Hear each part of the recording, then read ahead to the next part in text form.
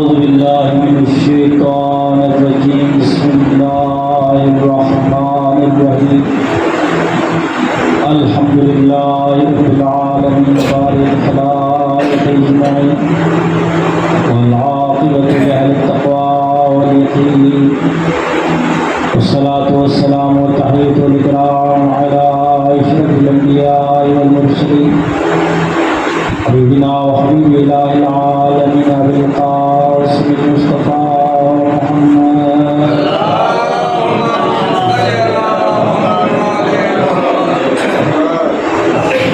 والطيبين الطاهرين الهداة المهديين ولا سيماهم الله في الأرض ولعنة الله على أعدائهم أجمعين في يومنا لا إله إلا قائم الدين وجل عبده ودار الدائم أما بعد فقد قال الله سبحانه وتعالى في محكم كتابه ومحكم خطابه أعوذ بالله من الشيطان الرجيم وما أرسلناك إلا رحمة للعالمين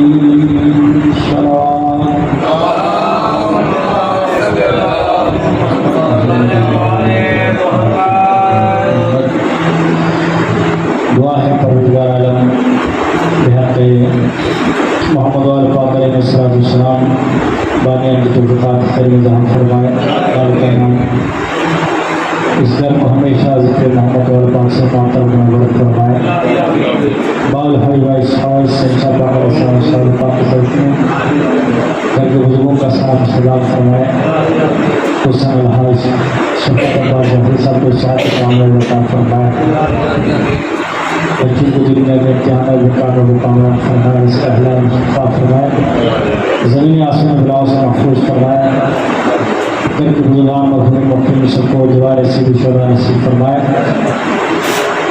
درجات بلندی نصیب فرمائے بڑا کے تمام خطاروں کی فرق فرمائے سب کو کربلا پاک زیارت نصیب فرمائے حجت دوران امام علیہ السلام کے ظہور میں تعلیم عطا فرمائے نبی والہ الصلوات محمد وآل محمد واجب فرجال محمد عزیزان گرامی قدر قرآن مجید کی مشہور معروف آیت کی تلاوت کا شرف حاصل ہوا جس میں مالک نے اپنے محبوب کی آمد کے بارے میں اور محبوب کی دنیا میں بھیجنے کے بارے میں ہدف کو معین فرماتے ہوئے ارشاد فرمایا وما ارسلناک میرے محبوب ہم نے تمہیں نہیں رسول بنا کے بھیجا ہے الا رحمت للعالمین مگر عالمین کے لیے رحمت بنا کے بھیجا ہے تو عزیزان گرامی رسالت کا عہدہ نیچے ہے رحمت کا عہدہ اوپر ہے رسالت اس شخص کے نصیب میں آئے گی جو کلمہ پڑھے گا لیکن رحمت دو عالم کی رحمت جو ہے ہر اس انسان کو بھی شامل ہے بلکہ ہر بشر ہر مخلوق کو شامل ہے جس کو اللہ نے خلق فرمایا ہے اسے فرمایا کہ ہم نے تمہیں عالمین کے لیے رحمت بنا کے بھیجا ہے عالمین کے لیے رحمت بنا کے بھیجا ہے تو یہ عالمین کیا ہے اب اس کا ظاہر میں ترجمہ کہتے ہیں دو عالم کے لیے رحمت بنا کے بھیجا ہے دو عالم سے مراد ایک عالم دنیا مثلا دوسرا عالم آخرت ایک عالم دنیا کے لیے رحمت ہے عالم آخرت کے لیے بھی رحمت ہے اور عالم کا جو ترجمہ کیا علماء نے اس کا ترجمہ یہ ہوا جو ما سوى اللہ ہے یعنی اللہ کے سوا جو بھی ہے اس کو ما سوى اللہ ہوتے ہیں اللہ کے سوا جو بھی مخلوق ہے گویا اللہ واجب الوجود ہے اور اللہ کے سوا جو بھی ہے وہ سب ممکن الوجود ہے یعنی کل عالم امکان کے لیے اس کو رحمت بنا کے بھیجا ہے اور اس کا دائرہ اگر آپ معین کرنا چاہیے دائرہ معین کرنا چاہے کہ مصطفیٰ کی رحمت کہاں کہاں تک ہے تو سمجھ نہ آئے تو قرآن کو دوبارہ پڑھیں بسم اللہ الرحمن الرحیم الحمدللہ رب العالمین ساری तारीफ है उस अल्लाह के लिए है जो आलमीन का पालने वाला है। वो आलमीन का पालने वाला है या आलमीन के रहमत का बायस है। तो गिरामी, रब्बुल आलमीन, रब्बुल आलमीन यानी आलमीन को पालने वाला। और ये पालने वाली सिफत जो है ये अल्लाह की रहमत का नतीजा है। वो कलमा पढ़ने वाले को भी पाल रहा है, कलमा न पढ़ने वाले को भी पाल रहा है, वो मूसा अलैहिस्सलाम को भी पाल रहा है, फिरौन पे भी नवाज़िशात कर रहा है। ये उसकी रब होने का तकाजा है। तो अज़ान गिरामी, अमूमन एक सवाल जो अक्सर किया जाता है, हमसे अक्सर सवाल किया जाता है या कुछ नज़रियात के हवाले से, कुछ तारीख के हवाले से बातें की जाती है कि देखो जी अगर फलान फलान जो है वो नेक ना होते या खैर पर ना होते तो रसूल पाक उसको साथ क्यों रखते? ये देना यानी रसूल पाक का उनको साथ रखना, रसूल पाक के ऊपर नवाज़िशात करना, ये रसूल पाक के उनके ऊपर नवाज़िशात करना, उनसे ताल्लुक़ को रखना, उनसे जोड़ के रखना है। इसको दलील बनाते हैं कि भाई अगर जनाब आली रसूल पाक ने उनको साथ रखा है, रसूल पाक ने उनके साथ अच्छा बर्ताव किया है, तो इसका मतलब ये है कि उनका खातिमा बिलखैर है। अगर ये बात हो तो फिर रब सुब्हानहू व तआला ने हर ज़माने के फिरौन और नमरूदों और शद्दादों के साथ ही बर्ताव अच्छा ही किया है। वो अल्लाह के मुकाबले में अपने आप को रब्बुकुमुल आला कहते हुए नारा लगाते रहे, वो अल्लाह के मुकाबले में आकर मखलूक पर अपनी खुदाई जताते रहे हैं, लेकिन मालिक ने कभी उनका रिज़्क़ बंद नहीं फरमाया, न होती है हुकूमत को छीना।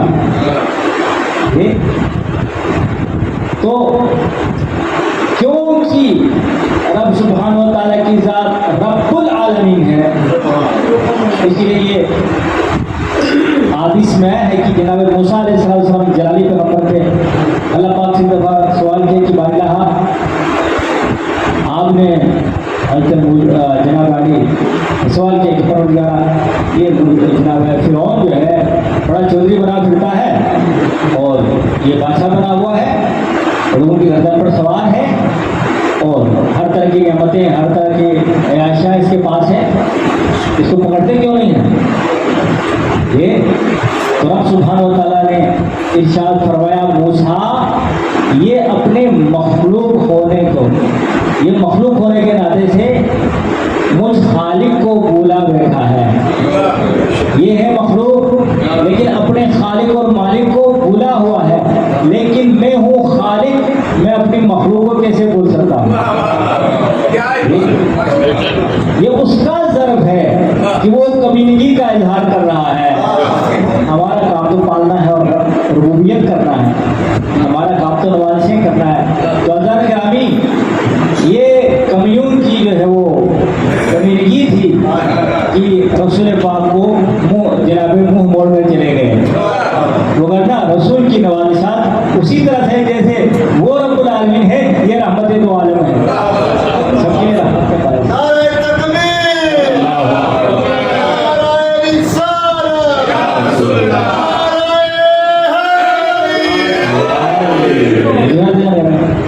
तो दुनिया में किसी के पास ओहदा होना, दुनिया में किसी का अच्छी ज़िंदगी गुजारना, हाँ जी, दुनिया में किसी के पास माल दौलत होना, ये किसी के ईमान की दलील हदीस नहीं है।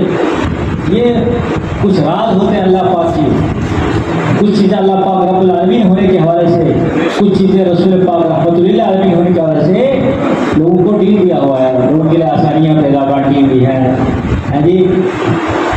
और इसका जो हदफ और मकसद ये होता है ताकि इन पर हुज्जत तमाम किया जाए। लेकिन हुज्जत तमाम करना ही मकसूद होता है। हुज्जत तमाम करने के लिए अल्लाह पाक बहुत सारे अफराद को नवाजता है ताकि क़यामत के दिन उनको अगर अल्लाह पकड़ेगा और उनसे सवाल करेगा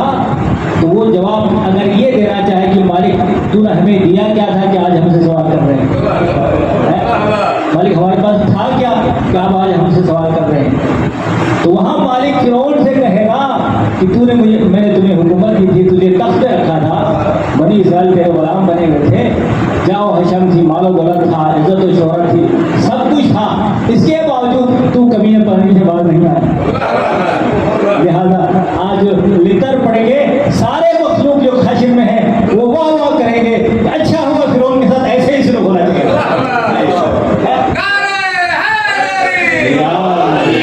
اسی طرح آل رسول کے دشمنوں پر آل رسول نے نوازشات کی ہیں، کس پر نوازشات نہیں کی ہیں؟ نوازشات کی بارش کر دی ہے آل رسول نے، اس کے یہ بھی حجت تمام کرنے کے لیے، یعنی ہر طرح سے ان کو ساتھ رکھنے کی کوشش کی، ہر طرح سے دشمن رسول کو ان پہ سخاوت کی، ان پر کرم کیا، ان کو معاف کیا، ان کو علم دینے کی کوشش کی، ان کو معرفت دینے کی کوشش کی کہ چلو جنت میں ہمارے ساتھ چلے۔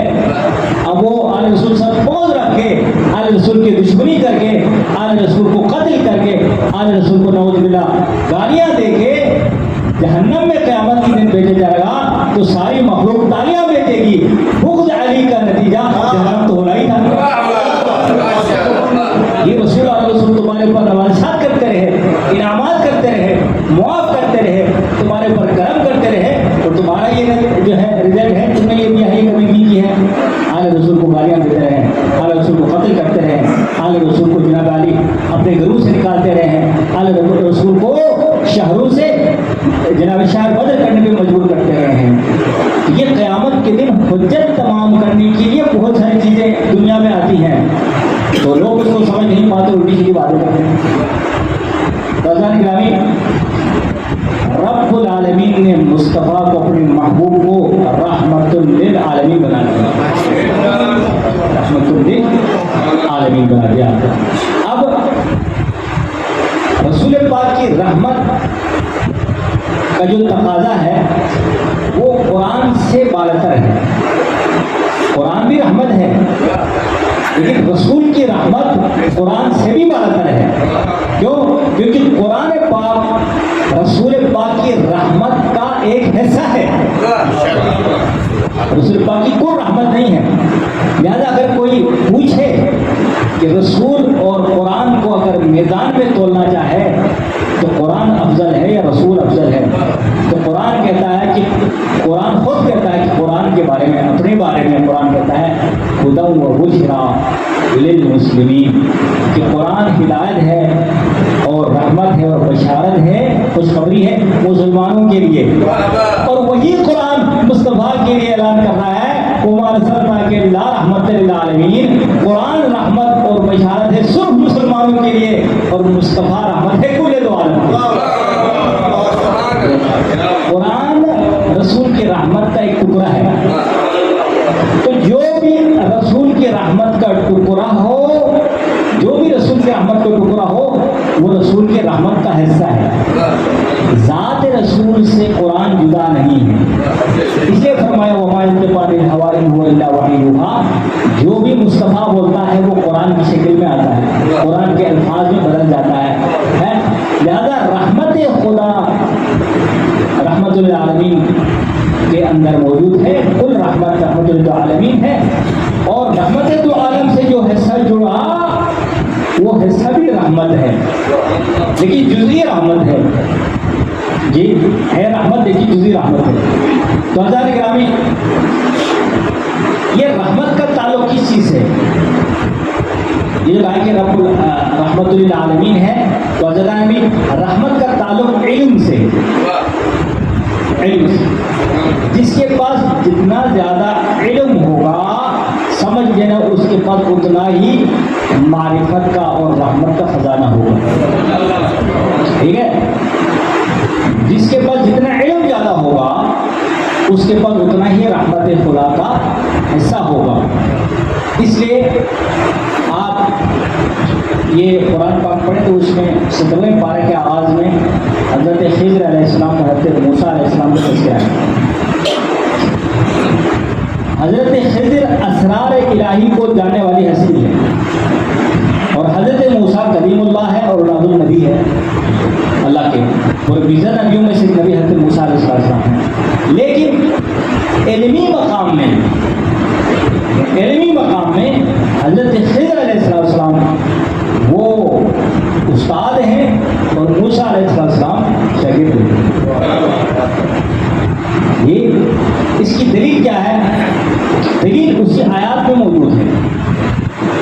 کہ حضرت موسیٰ علیہ السلام نے کہا مجھے اپنے ساتھ رکھیے گا، مجھے کچھ اسرار کی تعلیم دیجیے گا تاکہ میں ان اسرار کو حاصل کر پاؤں.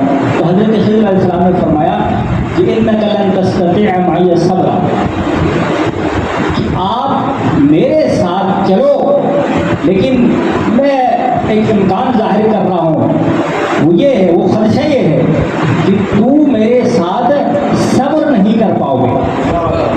اِنَّكَ لَن تَسْتَطِيعَ، لن یہ نفی ابد کے لیے ہرگز، یعنی موسیٰ کلیم خدا ہوتے ہوئے حضرت خضر فرما رہے ہیں تو صبر نہیں کر پاؤ گے.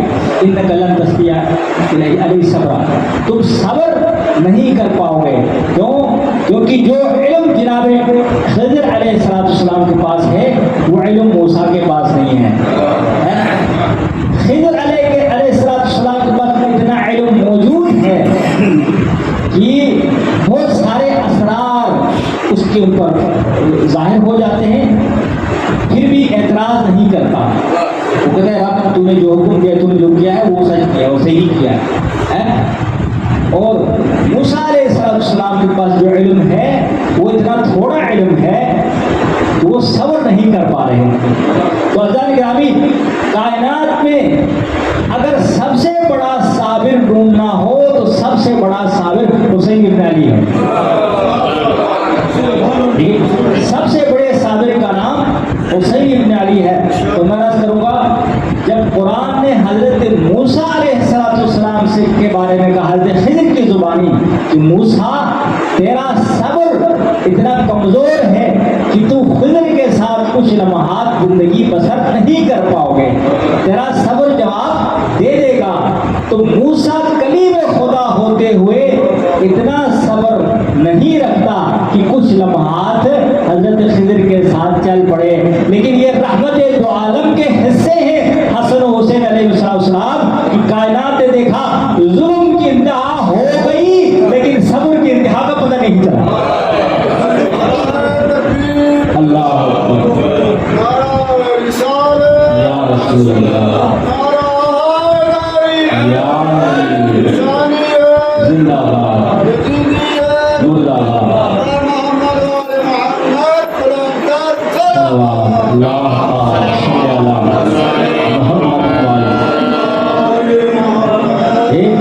اب وہ حضرت خضر کے واقعات میں ہے، پہلے کشتی کو سوراخ کر دی، پھر اس کے بعد وہ جوان لڑکا مار دیا، اس کے بعد وہ دیوار کی میل تھی، وہ دیوار کو کھڑا کیا.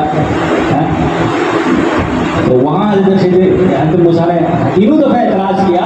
تو آخر میں حضرت خضر نے ایک لفظ کہا، وہ یہ تھا کہ تم جو ہے اس پر صبر نہیں کر پاؤ گے کیونکہ تجھے خبر نہیں ہے، یعنی اس کے راز سے تم آگاہ نہیں ہو. جب راز سے آگاہ نہیں ہے، جب علم نہیں ہے تو بے علمی کا نتیجہ بے صبری ہے. جس کے پاس جتنا علم ہوگا اتنا ہی وہ صابر ہوگا، جو جتنا جاہل ہوگا وہ بے صبر ہوگا. تو اس لیے آل رسول کائنات کے سب سے بڑے صابر ہیں. یہ اس بات کی دلیل ہے کہ آل رسول کائنات کے سب سے زیادہ عالم ہیں. ان کے پاس جو علم ہے وہ کسی کے پاس نہیں ہے. تو عزیزان گرامی، یہ ربیع الاول کا مہینہ ہے اور اس میں رحمت کا تذکرہ ہے. تو ایک اور سوال کا جواب ہے وہ دیتا چلوں اور آپ کی رحمت ختم کروں. جی، یہ اعتراض کیا جاتا ہے کہ یہ مسلمان کلمہ پڑھنے والے جو ہے وہ میلاد کیوں مناتے ہیں؟ میلاد کا مہینہ ہے نا، اس لیے یہ اعتراض ہوتا ہے. یعنی کلمہ پڑھنے والے اپنے رسول کی آمد پہ اعتراض کر رہے ہیں، ان کی میلاد منانے پر اعتراض کر رہے ہیں. جبکہ حضرت عیسیٰ کی میلاد جو مناتے ہیں 25 دسمبر کو، یہ سارے عیسائی مل کر مناتے ہیں. کوئی عیسائی نہیں جو دوسرے عیسائی پر فتویٰ دے کہ تو نے یہ جو سبز ٹری ہے درخت یہ کیوں سجائے اپنے گھر میں. اگر وہ جلوس لے کے باہر نکلتے ہیں تو کوئی دوسرا فرقہ نہیں ہوتا عیسائی کا، وہ آ کے اس کو روک لے اور کفر کا فتویٰ لائے. یہ مسلمانوں کا ہی وتیرہ ہے کہ کبھی وہ محرم میں سید الشہداء فرزند رسول حسین کے جلوس کو روکنے کے لیے آ رہے ہیں، اور کبھی ربیع الاول میں خود رسول کے جلوس کو روکنے آ رہے ہیں. یہ بدنصیبی ہے. بھائی خوشی منانا کہاں لکھا ہے؟ یعنی حضور پاک کی آمد پر خوشی منانا کہاں لکھا ہوا ہے؟ میں بتاتا ہوں، قرآن میں لکھا ہوا ہے۔ قرآن کا اعلان ہے، قل بفضل اللہ وبرحمتہ فلیفرحوا۔ میرے رسول ان سے کہہ دو، یہ جو قرآن پڑھنے والے ہیں، یہ جو قاری قرآن ہے، یہ حافظ قرآن ہے، یہ میرے کلمہ پڑھنے والے ہیں، ان سے کہہ دو، قل ان سے کہہ دو میرے محبوب، بفضل اللہ، اللہ کے فضل پر، وبرحمتہ، اللہ کی رحمت پر، فلیفرحوا، خوشی مناؤ۔ یہ فضل بھی واحد کا صیغہ ہے، رحمت بھی واحد کا صیغہ ہے، یہ اللہ کے ایک فضل پر اور اللہ کی ایک رحمت پر خوشی مناؤ۔ تو عزیزان گرامی، قرآن تو کہہ رہا ہے ایک فضل ہو جائے اور ایک رحمت ہو جائے تو خوشی مناؤ۔ یہاں تو رحمت دو عالم آ رہا ہے، کیا مطلب کرے؟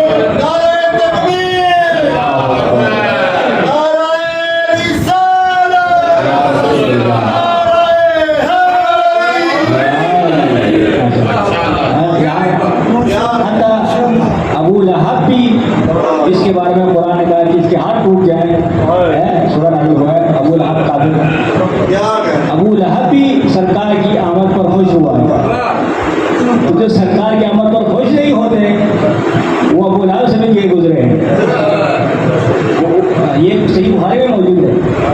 ابو لہب کی ایک لوٹی تھی، اس کا نام صوفیہ تھا۔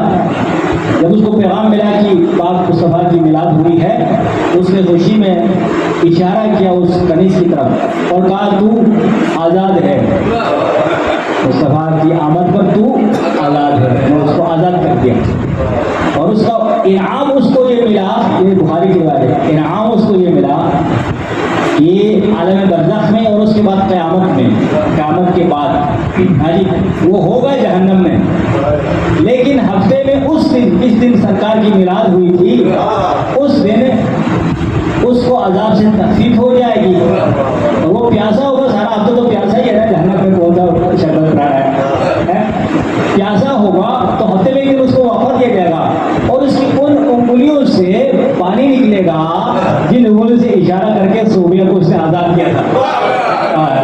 تو ابو لہب کافر اول ہوتے ہوئے، تب جدا ہوتے ہوئے، مصطفیٰ کی میلاد پر خوشی منا کر کوئی خوشی کا اظہار کیا، رب اسے محروم نہیں رکھتا تو کلمہ پڑھنے والے مصطفیٰ کا میلاد منا کے کیسے حوض کوثر سے سیراب رہوں گے۔ یہ عطائیں ہیں بابا عزیزان گرامی، رحمت دو عالم کے حصوں سے، رحمت دو عالم کی رحمت سے تعلق رکھے، ان کو راضی رکھنے کی کوشش کرے، ان کو یاد کرے، ان کا ذکر کرے۔ یہ اولیاء خدا کی صفات میں سے، مصطفیٰ کو، آل مصطفیٰ کو یاد کرنا، یہ اولیاء خدا کی صفات ہے۔ عزیزان گرامی، محمد و آل محمد کی معرفت کے چشمے سے سیراب ہونا، ان کا ذکر کرنا، ان کو یاد رکھنا، یہ محافل، یہ مجالس، یہ محرم کے مجالس محافل اور یہ ربیع الاول کے محافل مجالس میلاد نبوی پاک، یہ معرفت کے ذریعے اور وسیلے ہیں۔ میں عرض کرتا ہوں، خوش نصیب ہے جن کے دل میں محمد و آل پاک کی معرفت ہے، ان کی محبت کا چشمہ پھوٹتا ہے جن کے دلوں میں۔ محمد و آل محمد کی معرفت کو بڑھائیں اپنے دلوں میں، اپنے قلوب میں، اپنے اذہان میں۔ عزیزان گرامی، یہ آپ جو سنتے ہیں نا کتابوں میں، یہ فلان کتب ہے، فلان ابدال ہے، فلان غوث ہے، کیا کیا القابات دیے ہوئے ہیں، میں کہہ رہا ہوں جس کے دل میں محمد و آل محمد کی محبت ہے، یہ غوث بھی ہے، یہ قطب بھی ہے، یہ ولی بھی ہے، یہ میرا عقیدہ ہے۔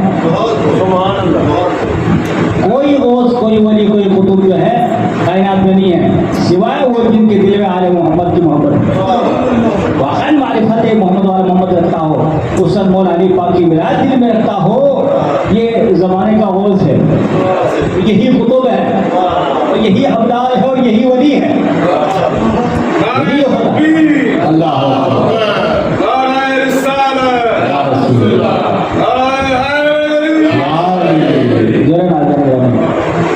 فخر کرے آل رسول کے اور محمد آل پاک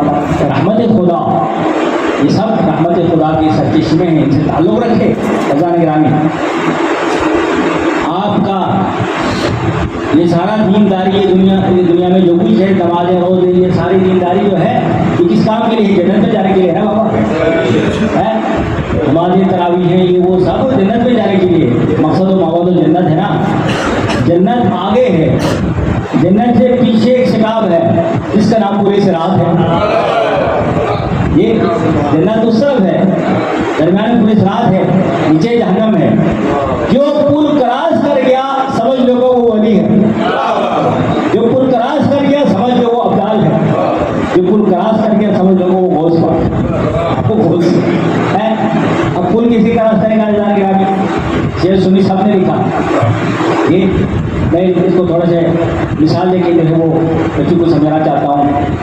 دیکھیے محشر کا عالم ہوگا تو حیاہو کا عالم ہوگا، محشر کا عالم، کوئی محشر برپا ہے، وہاں کوئی کسی کو نہیں پہچانے گا، کوئی کسی کا نام نہیں، کام نہیں آئے گا۔ یوم یفر المرء من ابیہ و امیہ و اخیہ و فصیلتہ التی، قرآن نے نقشہ کھینچا، اس دن جناب والی بھائی بھائی سے بھاگے گا، باپ بیٹے سے بھاگے گا، دوست یاری سے، یاریاں دوستیاں ختم، سب کو اپنی اپنی پڑی ہوگی کہ کس طرح سے میں جنت میں پہنچوں، جہنم سے میں آزادی حاصل کروں۔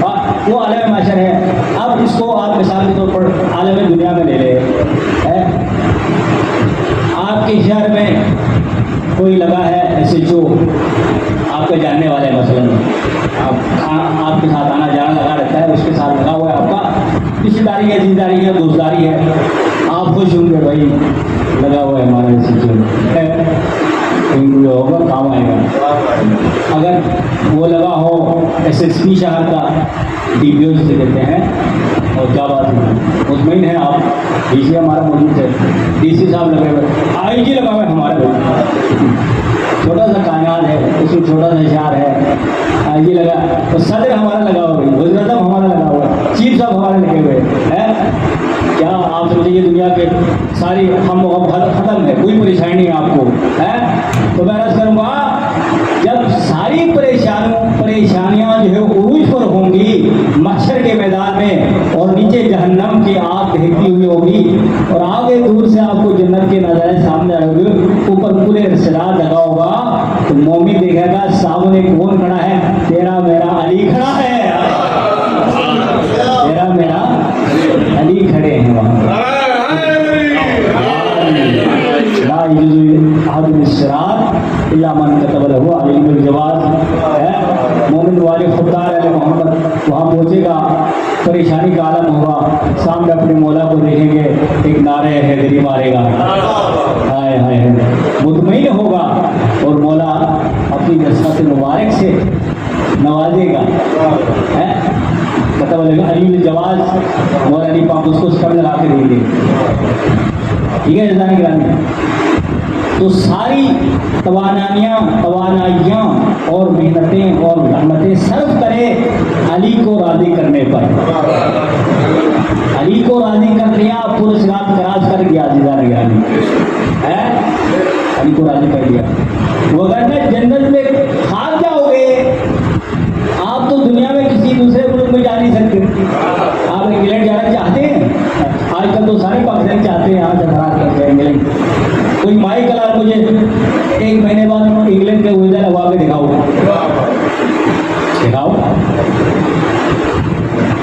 مگر کی کوئی اکا دکا کوئی ہے جائے تو اور بات ہے۔ بھائی مسلمانوں تم تو انگلینڈ نہیں جا سکتے، جنت میں کیسے جاؤ گے؟ انگلینڈ میں جائے اتنا مشکل کام ہے، انگریز ملک میں جائے اتنا مشکل کام ہے، جا نہیں سکتے، جاؤ گے تو مارے جاؤ گے رستے میں۔ تو جب دنیا میں تم جو ہے ایک ملک سے دوسرے ملک جو ہے منتقل نہیں ہو سکتے، تمہارے پاس وہ طاقت اور قوت نہیں ہے، تو پورے صراط کیسے کراس کرو گے؟ لہذا علی اور اولادی سے جنت کا ویزا ابھی لے کے رکھو، یہ دنیا کے چند روزہ زندگی ہے، اسی میں علی کی طرف جانے گرامی، یہی محبت کی معراج ہے، یہی جنت ہے، اور یہی انسان کو جنت۔ اب ایک حدیث جو ہے وہ پیش کر کے آپ لوگ جہاں یہ ریاض النظرہ میں اور باقی اہل سنت کتابوں میں یہ حدیث موجود ہے اور وہ تفصیل حدیث ہے. میں ایک حدیث پڑھ کر باقی کسی اور محفل میں انشاءاللہ عرض کروں گا. وہ حدیث ہے سرور کائنات محمد مصطفیٰ تاجدار مدینہ صلی اللہ علیہ وسلم ارشاد فرمایا کہ مومن جب جائے گا کل اسرات کراس کر کے اور انشاءاللہ آگے جنت میں مراد پاک کے دستخط کے ساتھ مہر کے ساتھ کراس کر جائے گا تو جنت میں اسے کیا ملے گا؟ مومن کی طاقت، مومن کو عطیہ مولانا پاک کے ہاتھوں سے اس کو کیا ملے گا؟ حدیث پاک میں آیا کہ من احب علیاً کان لہو بکل عرق فی بدنہ مدینۃ فی الجنت. جو شخص میرے بھائی علی کا حقدار ہوگا، من احب علیاً، جو میرے مولا علی پاک علیہ السلام کا حقدار ہوگا، جس کے دل میں علی کی محبت ہوگی، اس کے جسم میں موجود ہر رگ کے بدلے میں رب سبحانہ و تعالیٰ جنت میں اس کو ہر رگ کے بدلے میں ایک شہر بسا کے دے گا. جسم میں کتنے رگ ہیں؟ 360 رگ ہیں جو مرکزی رگ ہیں. 360 رگیں ایک انسان کے جسم میں 360 رگیں ہیں. تو آپ حساب کریے بزرگان، جنت میں ایک مومن حقدار مولا علی کے لیے 360 شہر ہیں. دنیا میں 360 جو ہے مدینہ نہیں ہے، وہاں 360 شہر ہے.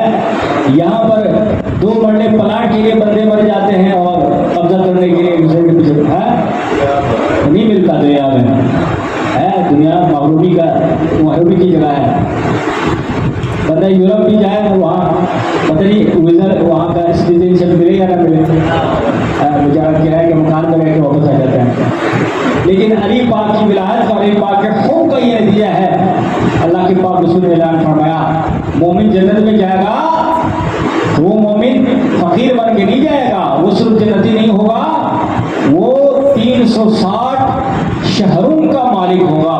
یہ دنیا کے شہر نہیں ہے، یہ دنیا کے شہر نہیں ہے. وہاں کا ایک شہر ایک پوری دنیا ہے، ایک پوری کائنات ہے. گویا مومن 360 کائنات کے مالک ہوں گے. یہ رحمت دو عالم کے یاد رسول کی محبت کر دے. ان کی محبت ہی سرمایہ ایمان ہے اور سرمایہ مومن ہے.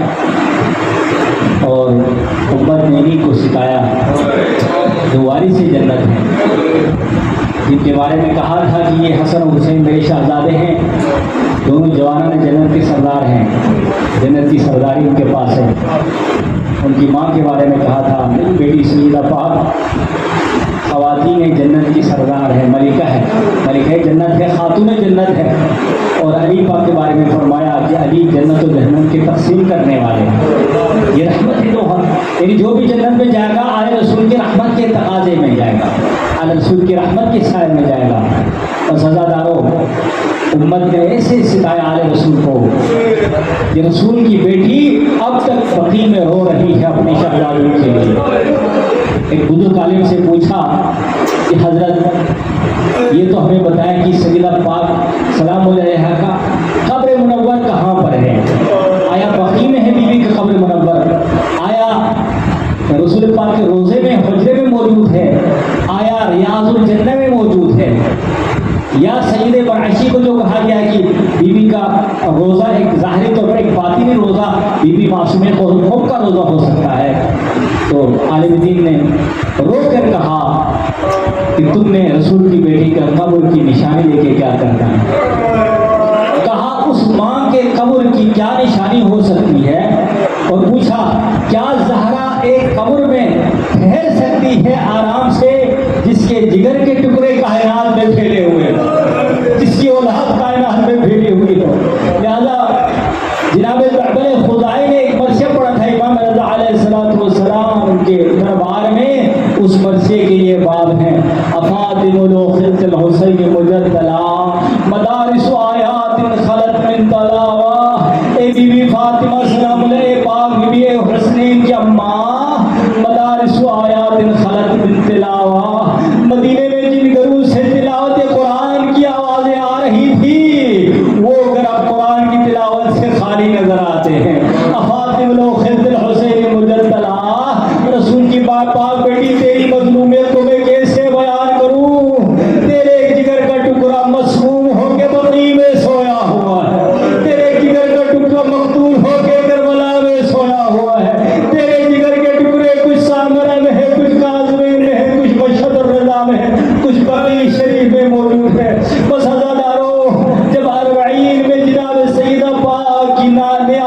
बीवी ज़ैनब औलिया सलाम अलैहा वापस आई है मदीने में